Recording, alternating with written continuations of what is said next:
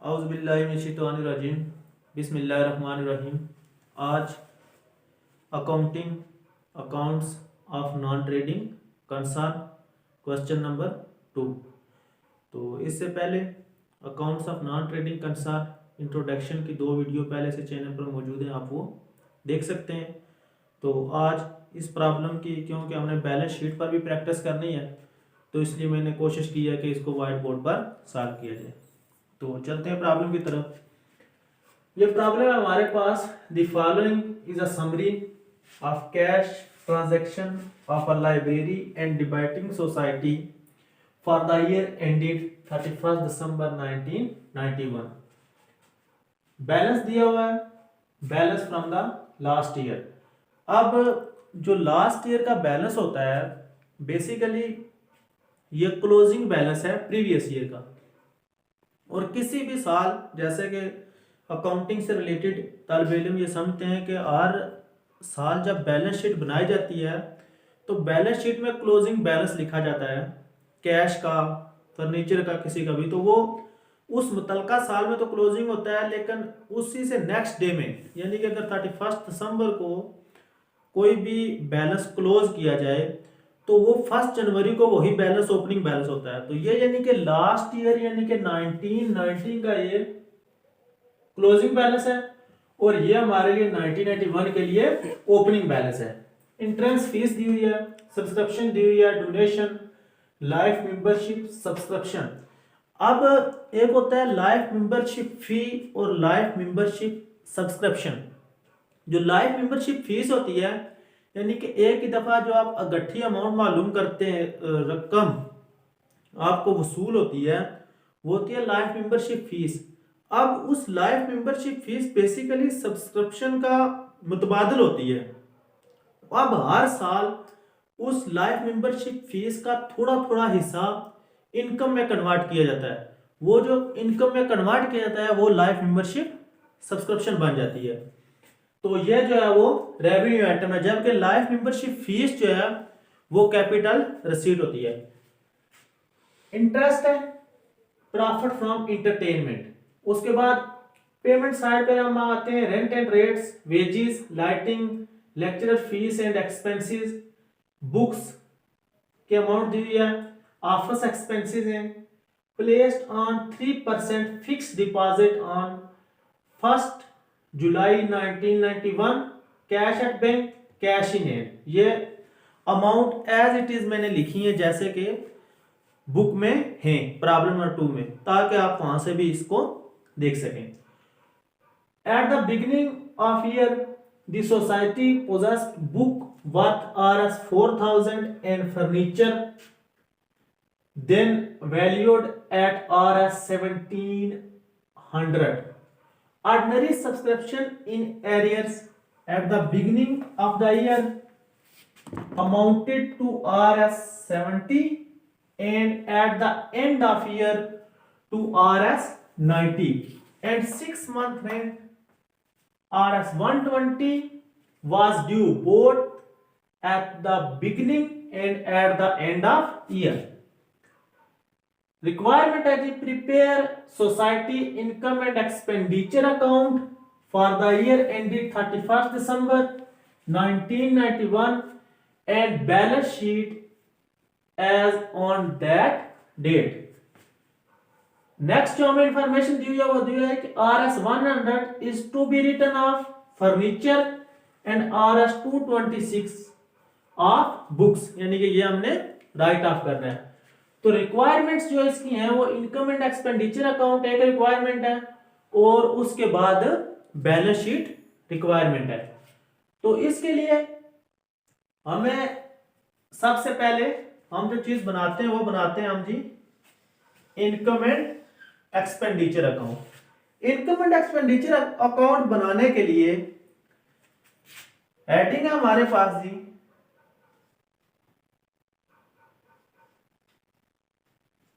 Library and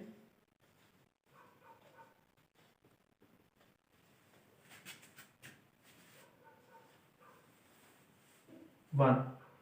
तो अब हम बनाते हैं जी स्टेटमेंट।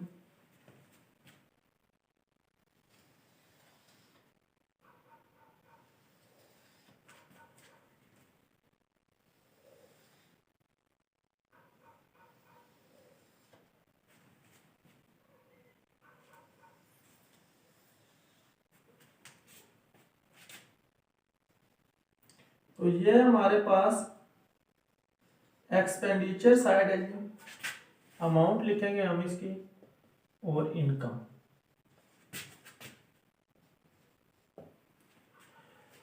अब हमारे पास एज इट इज, जैसे कि बुक में प्रॉब्लम थी मैंने लिखा है, मैंने इसमें किसी किस्म का कोई इजाफा नहीं किया। जो लेफ्ट हैंड साइड होती है इसको हम कहते हैं रिसीट साइड, और जो राइट हैंड साइड होती है इसको हम कहते हैं जी एक्सपेंडिचर साइड। वो एक्सपेंडिचर साइड में कन्वर्ट कर देते हैं और रिसीट साइड को हम इनकम में कन्वर्ट कर देते हैं। यानी कि जो रिसीट साइड होती है वो बाद में हमारे लिए इनकम बन जाती है, और जो पेमेंट होती है वो हमारे लिए एक्सपेंडिचर बन जाती है। हाँ, रिसीट एंड पेमेंट अकाउंट को इनकम एंड एक्सपेंडिचर अकाउंट में कैसे कन्वर्ट करते हैं, इसके लिए जो इससे पहली वीडियो है उसमें 6 स्टेप हैं वो बताए गए तफसील के साथ। तो आज हम जो है वो दोबारा उनको नहीं दोहराते, तो टाइम की बचत के साथ हम इसी पर फोकस करते हैं। तो अगर आपने वो देखने हो तो आप पहले वाली वीडियो देख सकते हैं। अब सबसे पहले ये हमारे पास अमाउंटें हैं, इससे रिलेटेड हम कुछ एडजस्टमेंट देखते हैं कि कौन कौन सी चीज है जिससे रिलेटेड हमारे पास एडजस्टमेंट है।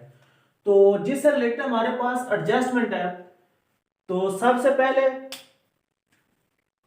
सब्सक्रिप्शन की जो अमाउंट है इसके साथ, यानी कि हम इस पर जो है वो क्वेश्चन में जब आप पेपर सॉल्व करें तो उसमें आप जो है वो एक डॉट लगा दें ताकि आप समझ सकें उस आइटम की ट्रीटमेंट करते हुए कि इसके साथ एडजस्टमेंट है।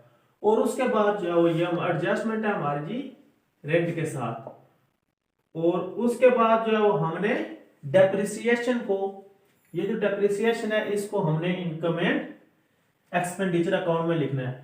तो सबसे पहले हम जो रिसीट साइड है उसको इनकम एंड एक्सपेंडिचर अकाउंट में लिखते हैं। तो पहला आइटम है हमारे पास एंट्रेंस फी।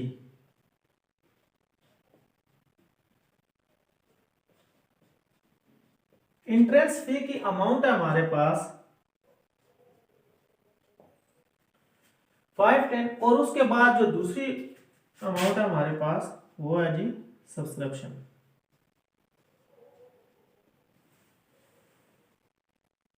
अब सब्सक्रिप्शन की जो अमाउंट है हमारे पास ये हमने वसूल किया है। अब जो रिसीट साइड पर होती है वो रिसीट एंड पेमेंट साइड पर जो भी अमाउंट होती है वो होती है कि असल में उस साल में हमने कितनी अमाउंट वसूल की है या कि कितनी हमने अदा की है। इस चीज से कोई कंसर्न नहीं होता कि वो गुजरे हुए साल से मुतल्लक है, आने वाले साल से मुतल्लक है, या किस से रिलेटेड है, इस साल चीज से हमारा कंसर्न नहीं होता। तो टोटल जो सब्सक्रिप्शन की मद में हमें रकम वसूल हुई है वो हुई है 3200, यानी कि 3200। अब 3200 जब साल ये शुरू होता है 1991, तो 70 रुपीज जो है वो 1990 के रिमेनिंग थे, यानी कि बाकी थे। तो हम ये कहते हैं जी कि जो हमारे पास 3200 सब्सक्रिप्शन वसूल हुई है, इसमें हमें जो रिमेनिंग अमाउंट है ये हमें बताया नहीं गया कि इसमें से कितनी अमाउंट वसूल हुई है। तो लिहाजा हम ये कंसीडर करते हैं कि ये सारी की सारी अमाउंट जो है वो हमें क्या हुई है जी वसूल हुई है। एक तरीका ये भी है कि आप इन दोनों का डिफरेंस लिख लें, लेकिन हम ये कंसीडर करते हैं कि ये अमाउंट हमें जो 70 रुपीज रिमेनिंग थे ये हमें क्या हो गए हैं, वसूल हो गए हैं। लेस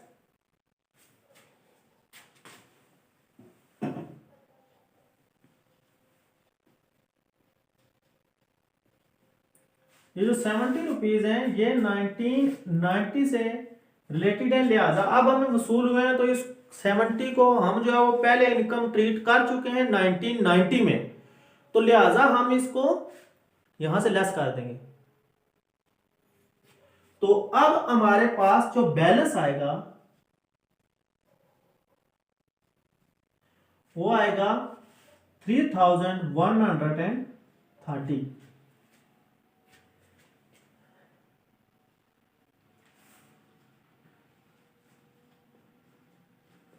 1981 जब एंड होता है तो हमारे पास 90 रुपीज जो है वो रिमेनिंग होते हैं। तो हम कहते हैं जी कि ये हमारी इनकम है, ये हमें वसूल होनी चाहिए थी।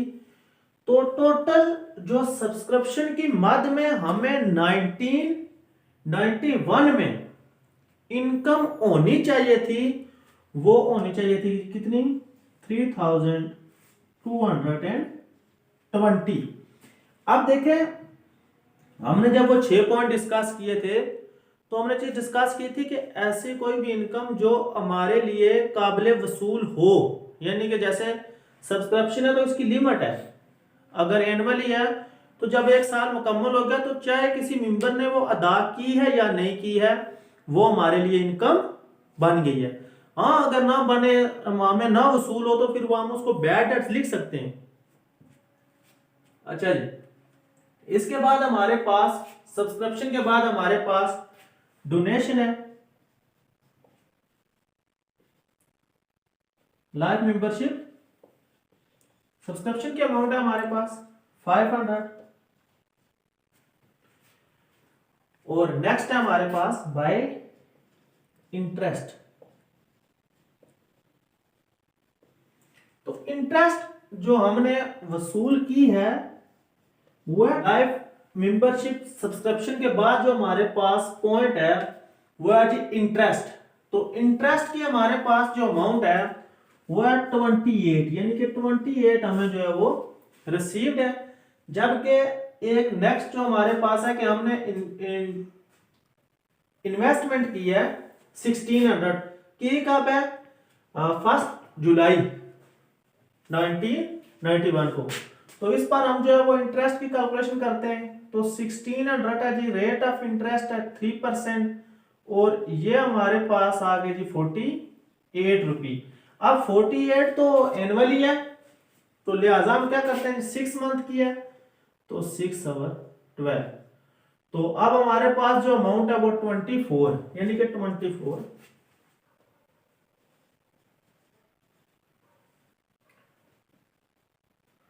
इन्वेस्टमेंट पर जो हमने इंटरेस्ट मालूम किया वो है 24। टोटल अमाउंट है 52। इसके बाद नेक्स्ट हमारे पास है जी profit from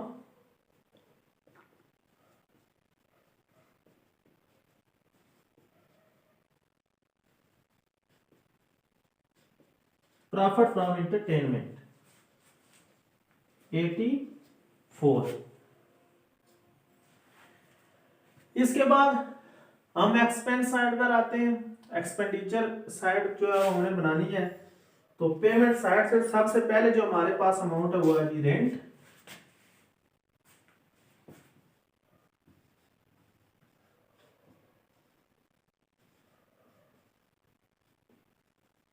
rent and rates की जो अमाउंट है वो हमारे पास है 336। तो इसके लिए हमारे पास 1990, यानी कि क्योंकि ये साल के शुरू में भी बकाया थी तो हम ये कहते हैं जी कि इसमें से हमने 120 रुपीज जो है वो 1990 के अदा किए हैं।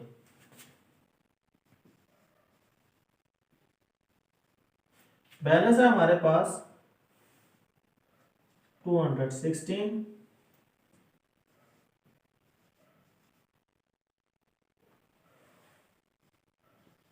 जबकि साल के आखिर पर भी हमारे पास इतनी अमाउंट जो है वो बाकी थी। तो टोटल जो बैलेंस है हमारे पास वो 336 ही आता है। उसके बाद हमारे पास टू वेजेस की अमाउंट है हमारे पास 490। उसके बाद टू लाइटिंग के हमारे पास एक्सपेंसेस है जी 144। उसके बाद लेक्चरर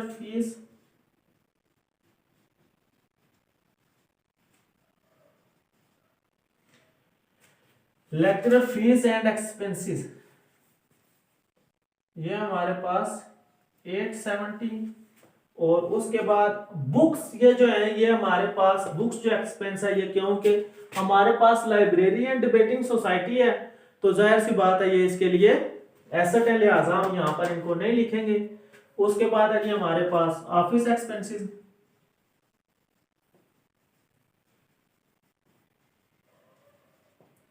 ऑफिस एक्सपेंसेस है हमारे पास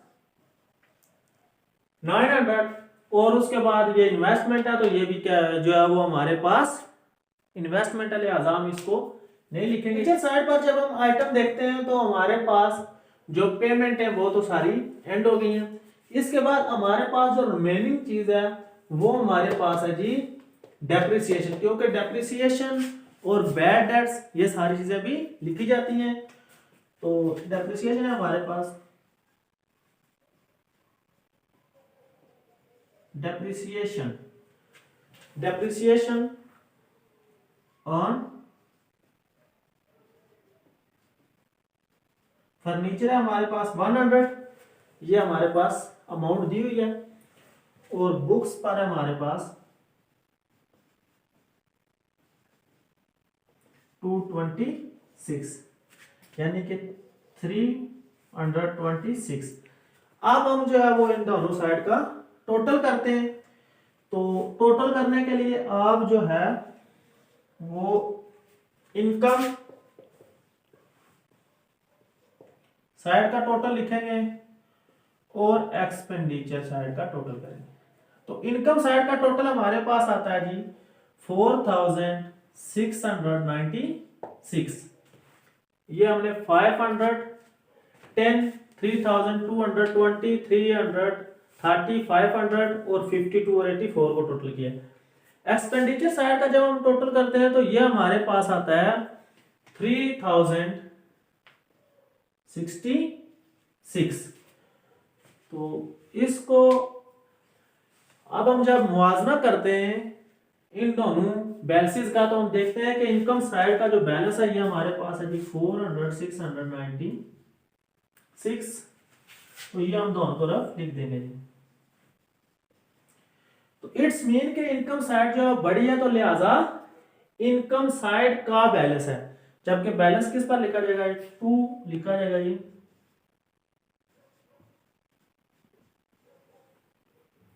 surplus of income our expenditure.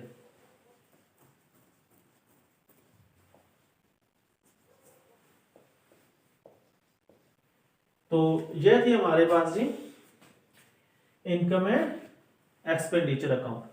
उसके बाद हमारी जो दूसरी रिक्वायरमेंट है वो है हमारे पास बैलेंस शीट। तो बैलेंस शीट बनाने के लिए हमें जो है वो ओपनिंग बैलेंस शीट भी रिक्वायरमेंट है। तो जबकि एडजस्टमेंट में हमें जो मालूमात दी गई है वो बुक्स की अमाउंट दी गई है, फर्नीचर की अमाउंट दी गई है, और उसके बाद सब्सक्रिप्शन दिया गया है और रेंट आउटस्टैंडिंग दी गई है।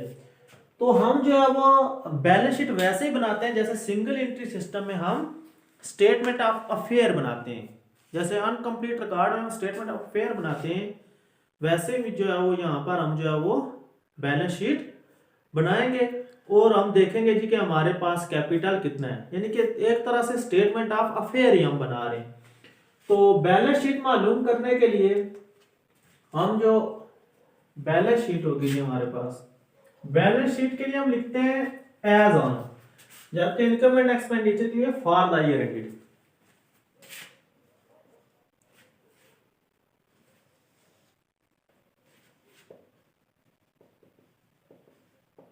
लायबिलिटीज है हमारे पास एसेट है और अमाउंट है। अब हमारे पास जो एसेट दिए गए हैं वो अगर हम करंट से शुरू करें तो सबसे पहले हमारे पास बैलेंस। तो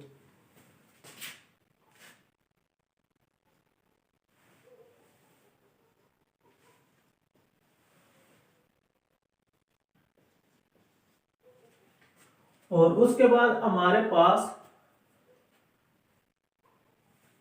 सब्सक्रिप्शन है।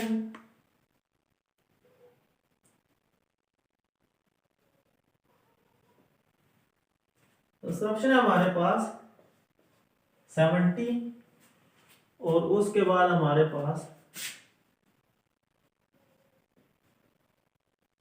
फर्नीचर की अमाउंट है हमारे पास 1700 ये लिखी हुई है, और उसके बाद हमारे पास बुक्स है हमारे पास 4000, जबकि इसके अलावा हमारे पास जो साल के शुरू में है वो हमारे पास और कोई भी एसेट नहीं दिया गया।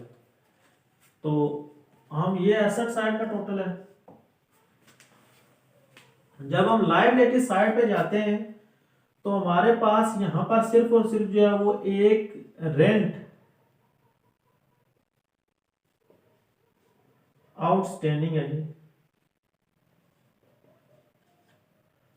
120। तो एसेट साइड का टोटल हमारे पास आया, एसेट साइड का जब हम टोटल करेंगे तो ये टोटल हमारे पास 6408, ठीक है। और लायबिलिटीज अब हम मिसिंग फिगर से मालूम कर रहे हैं, लिहाजा हम जो है वो 6408 ये इधर भी लिखेंगे। इसमें से 120 हम जो है वो कैपिटल मालूम करेंगे। तो बैलेंसिंग फिगर जो हमारे पास होगा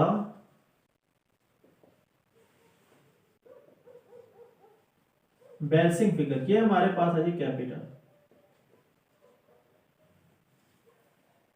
6288, ये हमारे पास है जी कैपिटल। अब हम इस कैपिटल की मदद से जो है वो हम बना रहे हैं जी क्लोजिंग बैलेंस शीट। तो ये हमारे पास थी जी ओपनिंग बैलेंस शीट, और इसके बाद हम अब इसी की मदद से जो है वो हम क्लोजिंग बैलेंस शीट भी बनाएंगे। तो अगर हम जब क्लोजिंग बैलेंस शीट की तरफ हम जा रहे हैं तो हमारे पास बैलेंस यहाँ पर दिए हुए हैं। तो हमारे पास है जी cash at bank,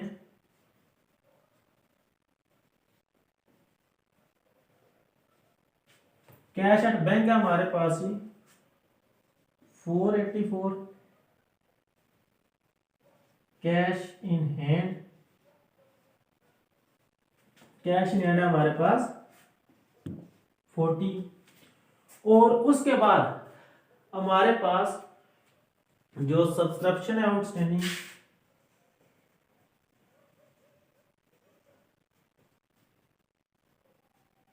subscription outstanding है हमारे पास 90, ये हमारे पास दी हुई है।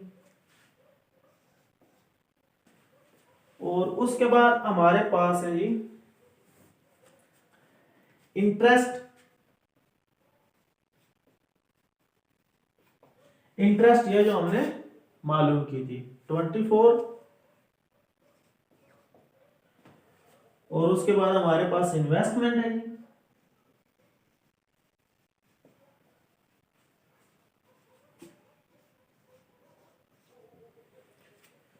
जबकि बुक्स है हमारे पास, जब साल स्टार्ट होता है तो हमारे पास बुक्स है जी 4000 की। तो हमारे पास जो नई बुक्स हमने परचेज की है वो की है 426 की। एड न्यू,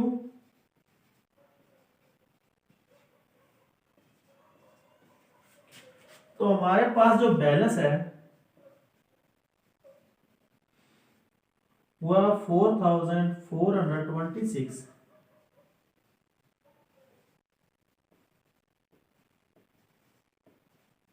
डेप्रिसिएशन हमारे पास 226, तो ये हमारे पास है जी 4200। इसके बाद हमारे पास फर्नीचर है,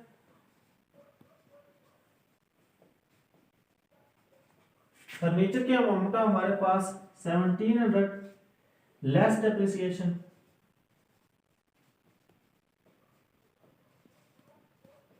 100, तो ये है जी हमारे पास 1600। ये हमारे पास एसेट साइड है, और उसके बाद हम आते हैं जी लायबिलिटी साइड पर। इसके बाद हम जो है वो लायबिलिटी साइड पर आते हैं तो रेंट जो है वो फिर से बकाया हमारा 120, और उसके बाद सिर्फ और सिर्फ जो लायबिलिटी है हमारे पास वो सिर्फ और सिर्फ एक रेंट की है, जबकि कैपिटल है हमारे पास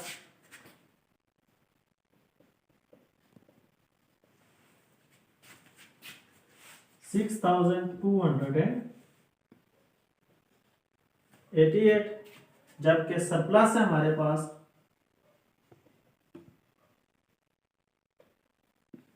16 हमने ये फाइंड किया था जी 1630, तो ये हमारे पास है जी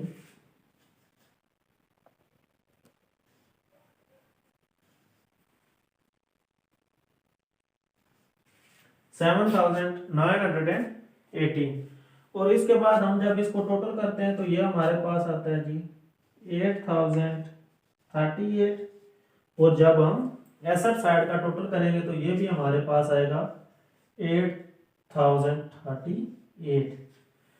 तो गो के आज की प्रॉब्लम काफ़ी लेंथी थी, लेकिन उम्मीद है कि इससे रिलेटेड जितने भी कंसेप्ट है, जितनी भी चीज़ें हैं वो आपको समझ आ गई होंगी।